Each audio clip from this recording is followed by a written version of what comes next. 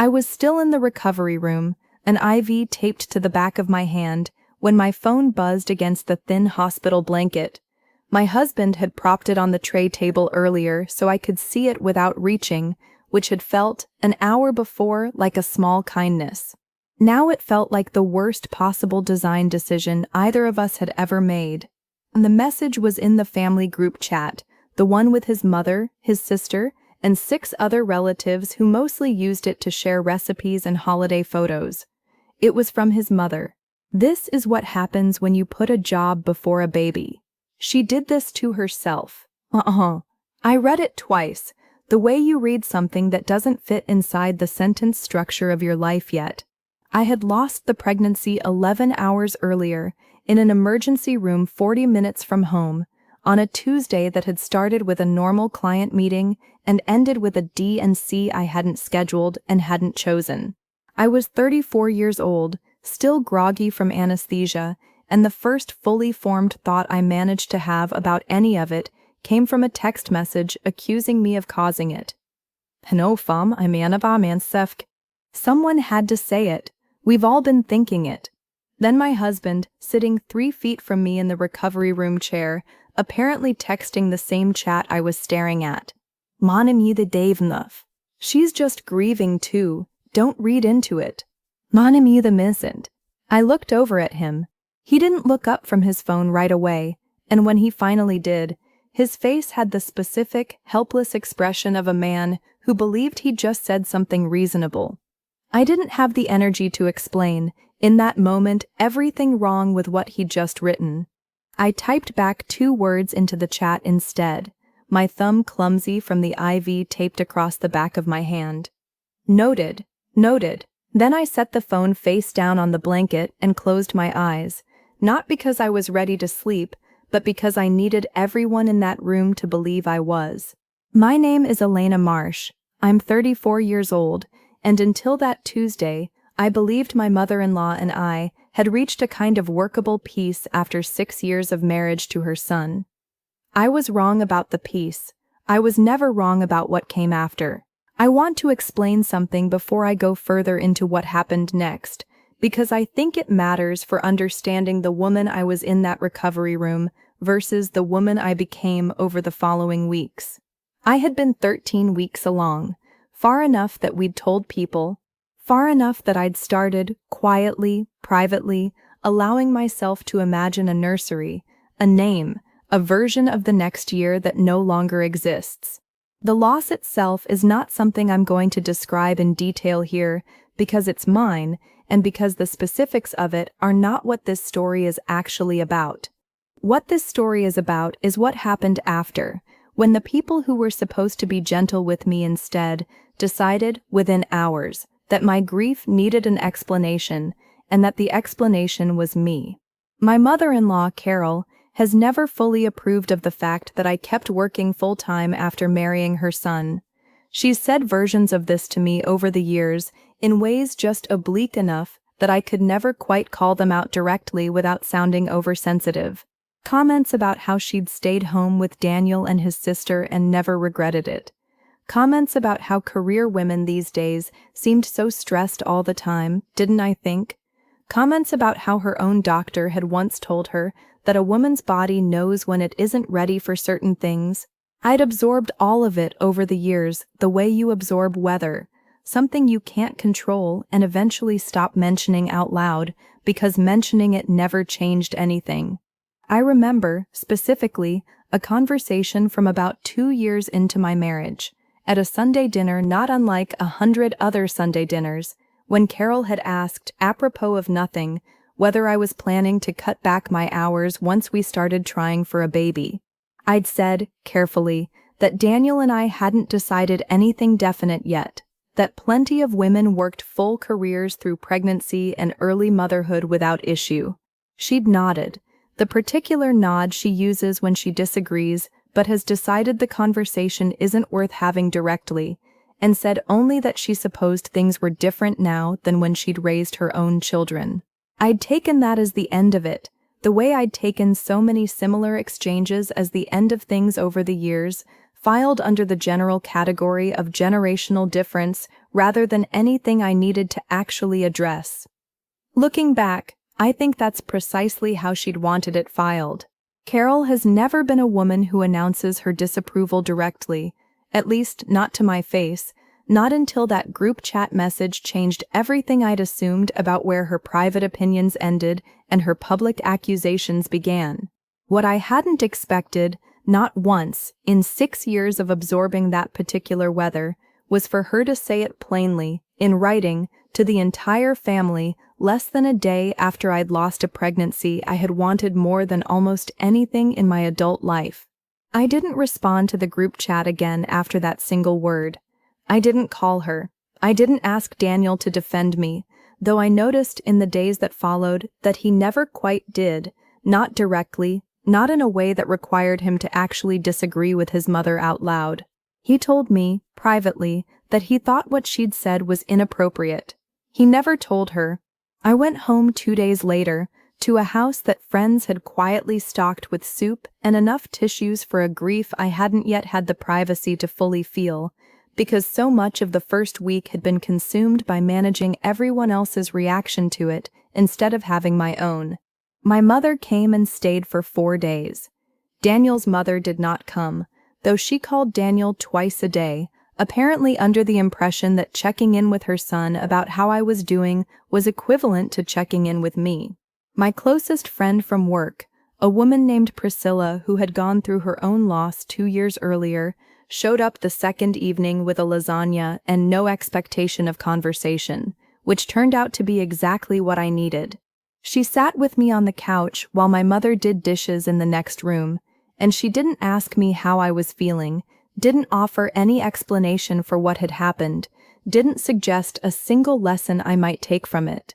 She just said that it wasn't fair, and that nothing about it had been my fault, and then she let the silence sit there between us without trying to fill it with anything else. I've thought about that evening often in the months since, mostly because of how starkly it contrasted with what was happening. At the same time, in the family group chat, I still hadn't found the strength to look at again. I went back to work part-time about 10 days after the loss, sooner than some people probably expected, though for me it felt less like rushing back and more like needing somewhere to exist that wasn't defined entirely by what had happened.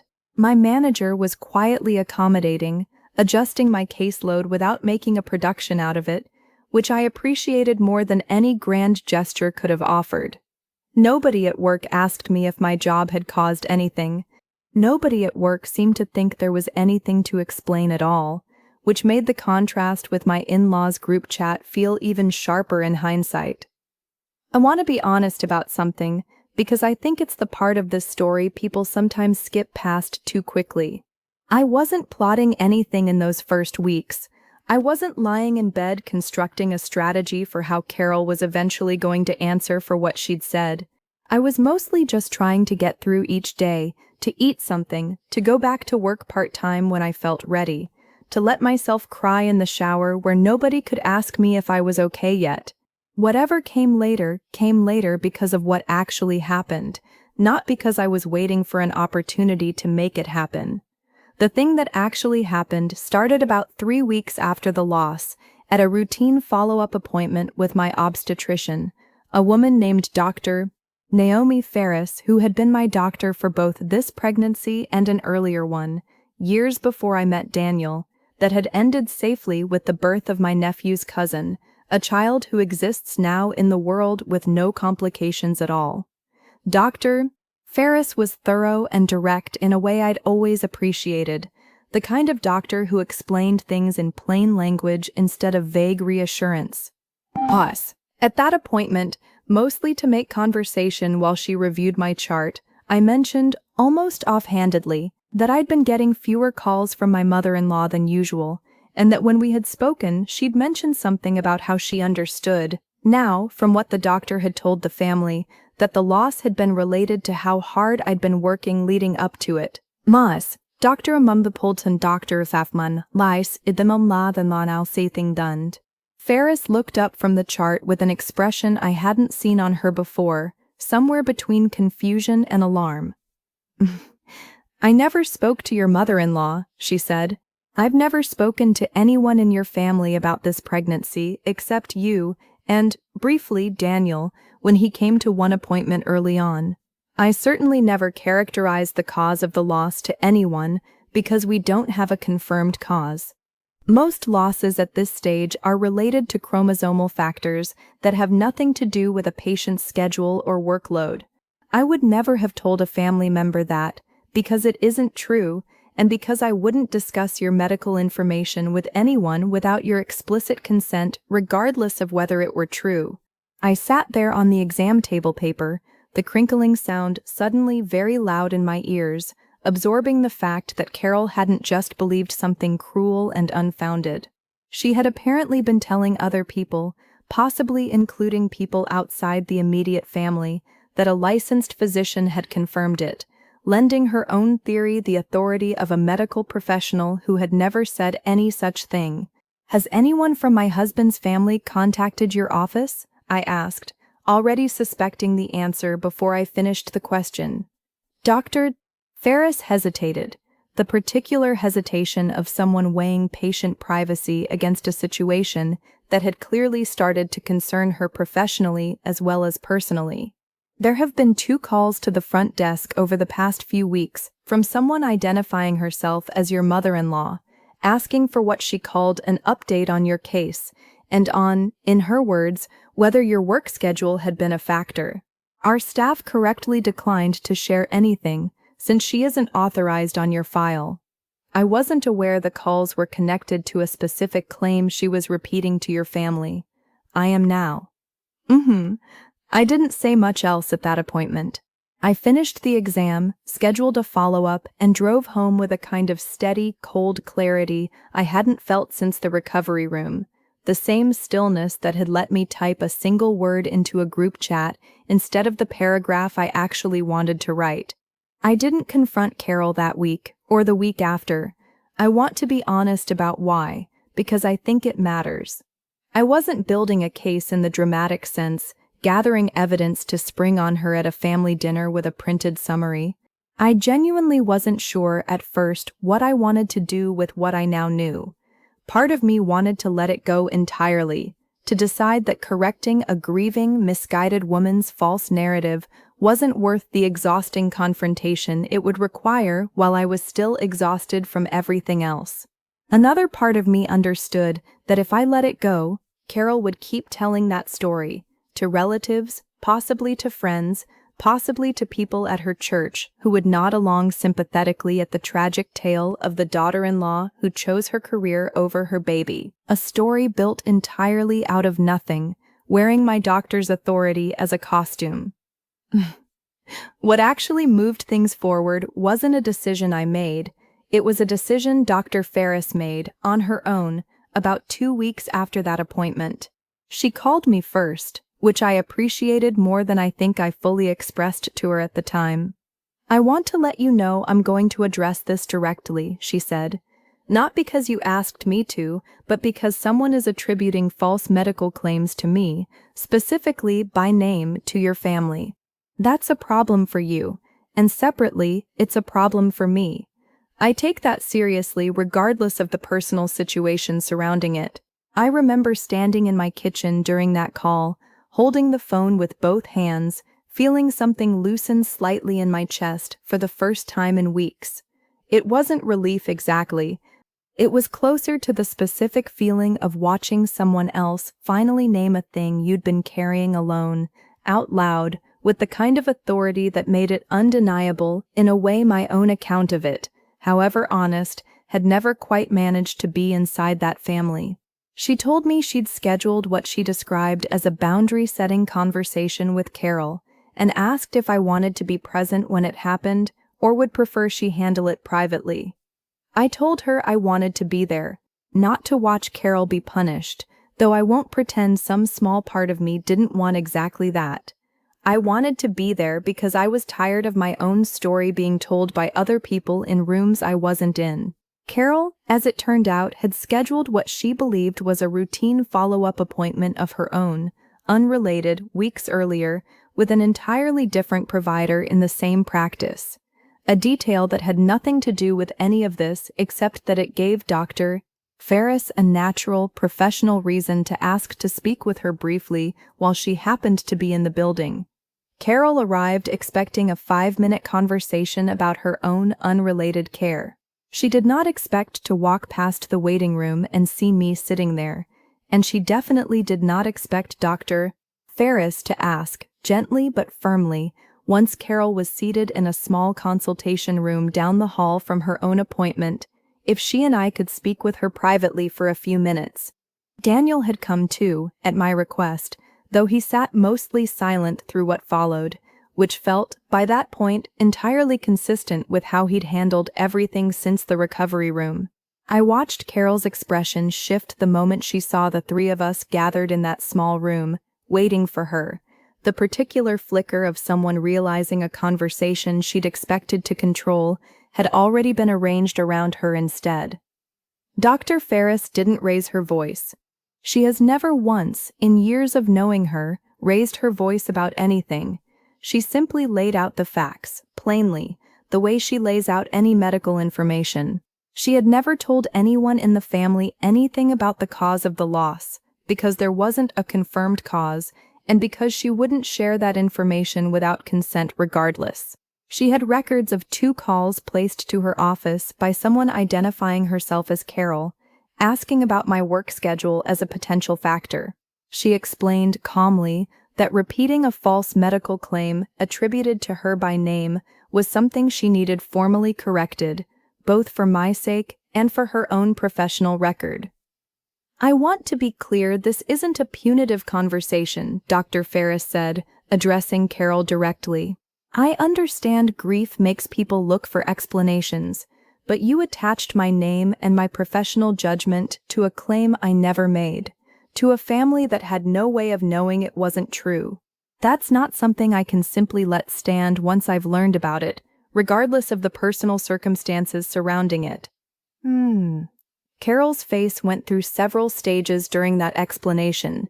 Defensiveness first, then confusion, then something that looked, briefly, like genuine shame, though I've learned not to trust my own read of her expressions too completely, given how much of our relationship had been built on the gap between what she showed and what she actually believed underneath it.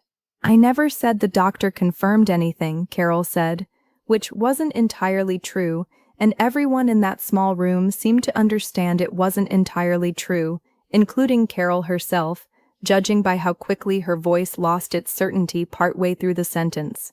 "You told the family the doctor said it," I said, speaking for the first time since we'd sat down. "You said it in a text I still have. You called her office twice, trying to get her to confirm it directly. I'm not here to argue about what you privately believed caused this. I'm here because you attached a professional's name to something she never said, to make a cruel theory sound like a medical fact, less than a day after I lost my daughter." I hadn't planned to say the word daughter out loud. It came out anyway, the first time I'd said it to anyone outside my own house, and I watched it land on Carol in a way nothing else in that conversation had. She didn't apologize immediately, not in any way that felt complete. She said she'd been scared, that she didn't know how to make sense of something so sudden and painful, that she'd wanted an explanation because the alternative, that these things sometimes simply happen without any explanation at all, felt unbearable to her. I understood that impulse, even as I couldn't fully forgive what she'd done with it. Grief looks for somewhere to land, and Carol had let hers land on me, publicly, with borrowed authority, instead of sitting with the harder truth that nobody was actually responsible. Dr. Ferris asked Carol to send a follow-up message to the family, correcting the record plainly, stating that she had never spoken to any doctor about the cause of the loss, and that her earlier statement had been wrong. Carol did send it, that same evening, a short paragraph to the group chat that fell short of a full apology, but did at least contain the words "I was wrong to say that, and I'm sorry for the pain it caused." It wasn't everything I wanted. It was, at least, something in writing, something that existed now the same way her original accusation existed, permanent and attributable, instead of a private conversation either of us could later reshape in memory to suit ourselves. Daniel and I had a longer, harder conversation after that appointment than we'd had at any point since the recovery room. I asked him plainly why he'd chosen conflict avoidance over defending me, both in the group chat and in the weeks after, and he didn't have a good answer, not really, beyond an admission that he'd never learned how to disagree with his mother without it turning into a much larger fight than the original issue seemed to warrant. I didn't think staying quiet meant I agreed with her, he said, sitting across from me at our kitchen table, the same table where we'd once sat making a list of names we liked. I just didn't want to make things worse for you by starting a whole war with my mother while you were still recovering. You didn't start a war, I said. You didn't do anything at all. There's a difference between staying out of a fight and letting your wife sit publicly accused of causing her own miscarriage without a single word of correction from the person who's supposed to be on her side before anyone else's. Me. He didn't argue with that. He sat with it for a long moment, the way I've noticed he sits with most difficult truths, slowly, without rushing to defend himself out of the discomfort. He told me he'd been scared of his mother's reaction his entire life in a way he'd never fully examined until that conversation forced him to say it out loud. It didn't excuse what had happened. It did at least give me something to work with, some honest accounting of the pattern, rather than another vague apology asking me to move past it quickly. We're still working through what that revealed about our marriage, honestly. It didn't end things between us, but it changed the shape of what I expect from him now, the same way it changed what I'm willing to quietly absorb from his mother going forward. I don't manage Carol's feelings for her anymore, the way I used to, softening things, filling silences, making sure holidays stayed comfortable for everyone but me. I still see her. We're not estranged. But I no longer treat her comfort as something automatically more important than my own dignity, and I think she's understood, slowly, that the version of our relationship where I absorbed things silently isn't available to her anymore. Sister-in-law Whitney never apologized for her own line in that chat. The someone had to say it. We've all been thinking it. I brought it up with her once, months later, at a family dinner, quietly, not as an ambush, just a direct question about why she'd felt the need to add her own agreement to something so cruel while I was still in a hospital bed. She said she didn't remember typing it, which I don't fully believe, but which I've decided not to spend more energy fighting, because some relationships in a family are worth continued effort, and some are worth simply recalibrating your expectations around instead. I've noticed since then that Whitney is more careful around me at family gatherings, quicker to ask how I'm doing before launching into whatever story she's excited to tell, which I've taken as its own quiet, imperfect form of acknowledgement, even without the words to go with it. It isn't the apology I once thought I needed. It's turned out to be enough anyway, most days. I think about that recovery room often, more than I'd like to. Not the medical parts of it, which have mostly faded the way physical memories do, but the specific moment of watching a phone screen light up with an accusation before I'd even had the chance to grieve privately. I think about how easily that accusation could have simply stood, uncorrected, for years, becoming a quiet, accepted version of events inside a family that already seemed eager to believe it. It took a doctor's own professional integrity, not mine, to force the correction into the open. I've wondered since whether I would have ever pushed for that correction on my own, without Dr. Ferris deciding independently that a lie told in her name was something she wasn't willing to let stand. I like to think I would have found my own way there eventually. I'm honestly not certain, and I've stopped pretending to myself that certainty about that particular question is something I owe anyone, including myself. I don't think about the loss itself in terms of blame anymore, not because Carol's apology fixed anything, but because I've had time now to understand the way Dr. Ferris explained clearly that day that some things happen without a villain, without a lesson, without a cause anyone can point to and correct going forward. What I think about instead is how quickly the people around me reached for an explanation that put the failure on me, and how much easier that must have felt for them than sitting with the harder truth that sometimes there simply isn't one. I've talked with Priscilla about this many times since, the friend who sat with me that second evening and never once asked me to explain myself. She told me once that the hardest part of her own loss, years earlier, wasn't the loss itself, but the way people around her seemed unable to tolerate a grief that didn't come with a tidy explanation attached. People want reasons, she said, because reasons feel like something you can prevent next time, and a loss with no discoverable cause is a much scarier thing to sit with than a loss you can blame on a decision someone made. I think Carol needed a reason more than she needed to be right, and I ended up being the easiest reason available, sitting right there in the family, having made a choice, working full-time, that she'd already quietly disapproved of for years before any of this happened. It wasn't really about me at all, in the end. It was about her own need for the world to make sense in a way that let her feel, even briefly, like something like this could be prevented if only people made better choices. I understand that impulse even now. I still can't fully forgive what she did with it. If you've made it this far with me, I want to ask you something I still turn over more than I probably should. If the people closest to you needed a reason for something painful to make sense, and the reason they landed on was you, would you have stayed quiet the way I did at first, or would you have corrected it the moment you heard it? I'm still not sure which answer would have served me better in the end. Tell me where you land on that, and tell me where you're watching from tonight. This video is a work of complete fiction, written for reflection and connection rather than as a depiction of any real people or events. And if anything in it touched something close to your own experience, I hope you have people around you who show up the way Dr. Ferris did that day, not the way the group chat did. There are more stories like this one waiting for you, so stay close, because we're just getting started.